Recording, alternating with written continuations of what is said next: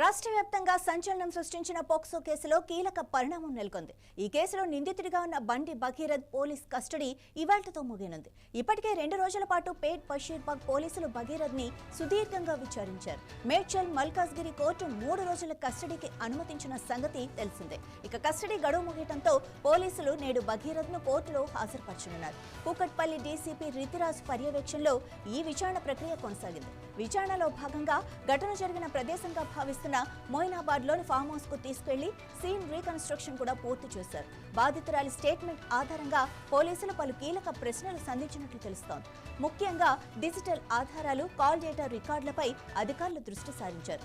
కస్టడీలో లభించిన సమాచారంతో పోలీసులు కోర్టుకు ఒక నివేదిక సమర్పించే అవకాశం ఉంది. కస్టడీ ముగిసినందున భగీరథ్ ను తిరిగి జ్యుడిషియల్ రిమాండ్కు తరలించే అవకాశాలు ఎక్కువగా ఉన్నాయి. ఈ కేసులో పోలీసులు అత్యంత పకడ్బందీగా ఛార్జ్ షీట్ సిద్ధం చేసే పనిలో నిమగ్నమైనట్లుగా సమాచారం.